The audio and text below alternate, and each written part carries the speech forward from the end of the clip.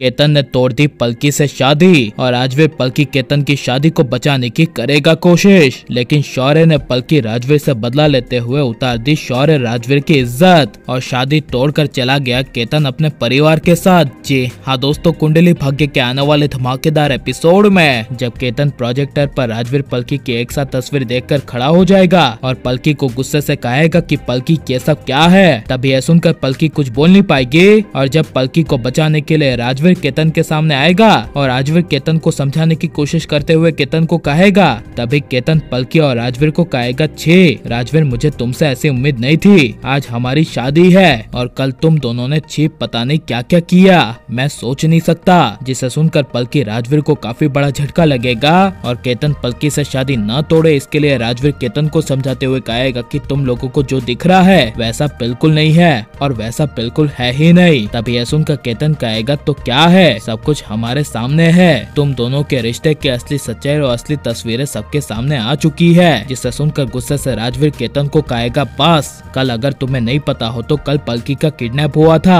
और कुछ लोग पलकी को उठाकर ले गए थे और हो ना हो ये किडनैप और किसी ने नहीं बल्कि शौर्य ने ही करवाया था और इसीलिए तब पलकी के सामने बस मैं ही था और पलकी को बचाने के लिए मैं पलकी की बहन के सामने पलकी की आवाज सुनकर पलकी को बचाने के लिए चला गया था, जहाँ पर शौर्य के लोगों ने पलकी को पता नहीं क्यों लेकिन जाली में बांध दिया था और इसीलिए मैं पलकी के दोनों बंधे हुए हाथ को खोल रहा था और वही तब की तस्वीर है जिसे और किसी ने नहीं बल्कि शौर्य ने खींच ली थी ताकि वो मुझे और पलकी को बदनाम कर सके और अपना बदला ले सके। जिसे सुनकर केतन कुछ बोल नहीं पाएगा और केतन जब पलकी के सामने देखेगा तभी केतन को पलकी पर विश्वास नहीं होगा और केतन अचानक से अपनी माला तोड़ते हुए कहेगा कि मैं ये शादी को तोड़ रहा हूँ, मुझे ये तुम दोनों के रिश्ते वाली शादी नहीं चाहिए और कोई मान ही नहीं सकता कि ऐसा हुआ हो क्योंकि पलकी और राजवीर तुम दोनों का क्या कनेक्शन है ये पूरी दुनिया जानती है, यहाँ तक कि मेरी मॉम ने भी तुम दोनों को कई बार एक देखा है, कह दो कि ये झूठ है। तब यह सुनकर पलकी राजवीर कुछ बोल नहीं पाएंगे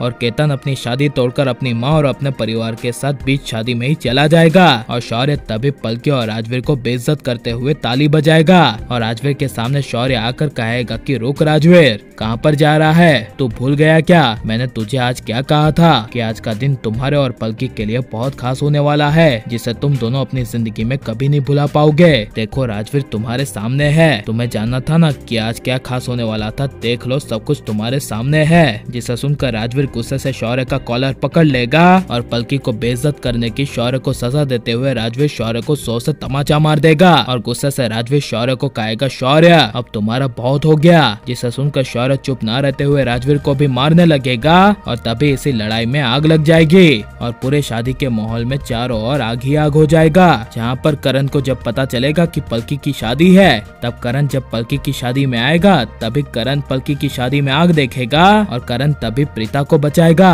और लेकिन राजवीर शौर्य को तमाचा मारकर सही करेगा क्या नहीं और पलकी केतन की शादी टूट गई तो आपको कैसा लग रहा है और अब पलकी की शादी किसके साथ होनी चाहिए, शौर्य के साथ या फिर राजवीर के साथ, ये सब हमें कमेंट में जरूर बताएं और आप लाइक शेयर हमारे चैनल को सब्सक्राइब करें।